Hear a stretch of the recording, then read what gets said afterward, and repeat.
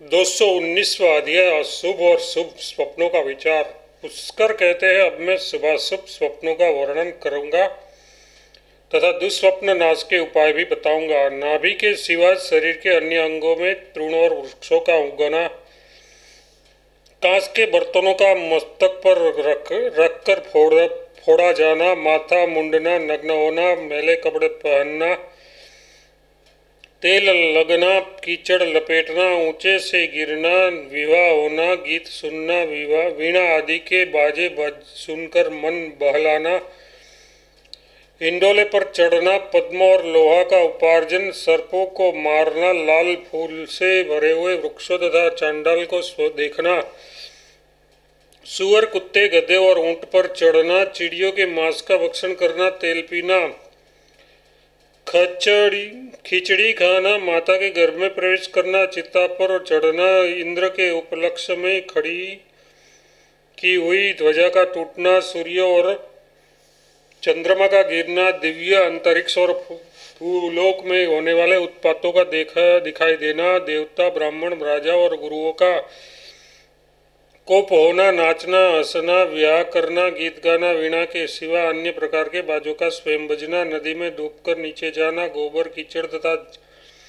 शाही मिलाए हुए जल से स्नान करना, कुंवारी कन्याओं का आलिंगन, पुरुषों का एक दूसरे के साथ मैथुन, अपने अंगों की हानि,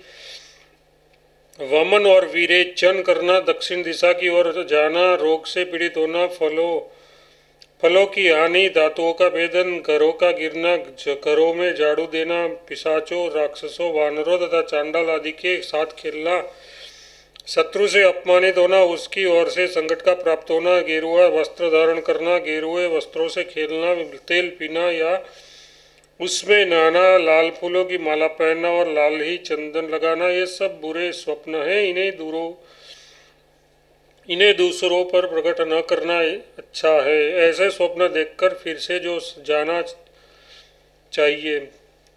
सो जाना चाहिए। इसी प्रकार स्वप्न दोष की शांति के लिए स्नान, ब्राह्मणों का पूजन, तिलों का हवन, ब्रह्मा, विष्णु, शिव और सूर्य के गणों की पूजा, स्तुति का पाठ तथा पुरुष सूक्त आदि का जप करना उचित है। रात के पहले प्रहर में देखते हुए स्वप्न 1 वर्ष तक फल देने वाले होते हैं। दूसरे पहर के स्वप्न 6 महीने में, तीसरे पहर के 3 महीने में, चौथे पहर के 15 दिनों में और अरुणोदय की वेला में देखे हुए स्वप्न 10 ही दिनों में अपना फल प्रकट करते हैं।